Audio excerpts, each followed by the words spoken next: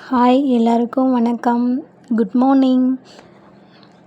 இன்றைக்கி நான் என்ன பண்ணேன்னு பார்த்தீங்கன்னா, ஆல்ரெடி பாத்திரம் எல்லாத்தையும் வாஷ் பண்ணி வச்சுருந்தேன். வாஷ் பண்ண பாத்திரத்தை எல்லாத்தையும் எடுத்து வச்சா தான் சமைக்க முடியும். நீங்களும் அப்படி தானா அப்படின்னு சொல்லிட்டு கமெண்ட்டில் சொல்லுங்கள், நானும் தெரிஞ்சுக்கிறேன். என் பாத்திரத்தை எல்லாமே நிறைய பாத்திரம் சேர்ந்துச்சு. எல்லாத்தையும் நைட்டே வாஷ் பண்ணி வச்சுருந்தேன். வாஷ் பண்ண பாத்திரத்தை ஒன்று ஒன்றா எடுத்து வைப்போம் அப்படின்னு சொல்லிட்டு அதுக்கு இடத்த கண்டுபிடிக்கிறதே, வாஷ் பண்ண பாத்திரத்தை எடுத்து இன்னொரு இடத்துல கண்டுபிடிச்சி வைக்கிறதே பெரிய வேலையாக இருக்குது. அதனால் எல்லாத்தையும் ஒரு வழியாக எடுத்து வைப்போம் அப்படின்னு சொல்லிட்டு எல்லாத்தையும் எடுத்து வச்சிட்ருந்தேன். நடுவில் என் பையன் கேள்வி கேட்டுட்ருந்தான். எனக்கு ஒரே கன்ஃபியூஷனாக இருந்தது. நம்ம ஷார்ட்ஸில் சாங்ஸ் வச்சு போடுவோமா, இல்லை வாய்ஸ் ஓவர் கொடுத்து போடுவோமா அப்படின்ற ஒரு கன்ஃபியூஷன்லேயே எல்லாத்தையும் எடுத்து வச்சிட்ருந்தேன். சரி, ஓகே, இன்றைக்கி ஒரு நாள் 3 மினிட்ஸில் போட்டு பார்ப்போம் அப்படின்னு சொல்லிட்டு தான் நான் இந்த வீடியோவை எடிட் பண்ணி வாய்ஸ் ஓவர் கொடுத்து போடுறேன். இந்த வீடியோ பிடிச்சிருந்ததுன்னா நீங்கள் கமெண்ட்டில் சொல்லுங்கள், வாய்ஸ் ஓவரே கொடுத்து போடுங்க அப்படின்னு சொல்லிட்டு. இல்லை உங்களுக்கு பிடிக்கல அப்படின்னா சாங்ஸ் கொடுத்தே போடுங்க அப்படின்றத எனக்கு சொல்லுங்கள். அப்போ தான் நான் நெக்ஸ்ட் வீடியோவுக்கு ஏற்ற மாதிரி நான் போட முடியும். இதில் வேறு நான் பாத்திரத்தை எடுத்து வைக்க ஒவ்வொன்றும் நழுவி போயிட்டே இருந்துச்சு. பாத்திரத்தை எடுத்து வைக்கும்போது இன்றைக்கி என்ன சமைக்கலாம் அப்படின்றத யோசிச்சுட்டே இருந்தேன்.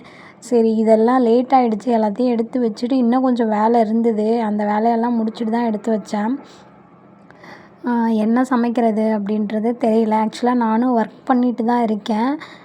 இதில் காலையிலுக்கும் மத்தியானத்துக்கும் எப்போவுமே நான் ரைஸ் தான் பண்ணிகிட்ருக்கேன். நைட்டுக்கு மட்டும்தான் டிஃபனு.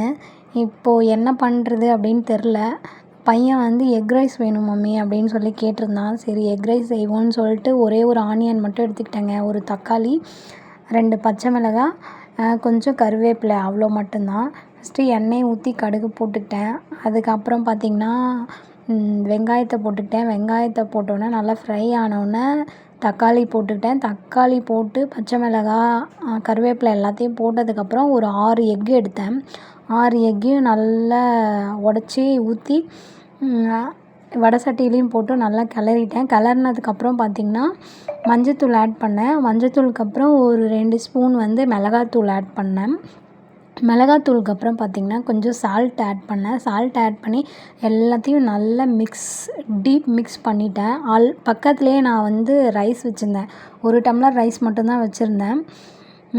அதை அந்த வடை சட்டியில் போட்டு அந்த ரைஸு ப்ளஸ் அந்த எக்கு செஞ்சோம் பார்த்திங்களா, அது நல்லா மிக்ஸ் பண்ணி விட்டுட்டா எக் ரைஸ் ரெடி ஆகிடுங்க.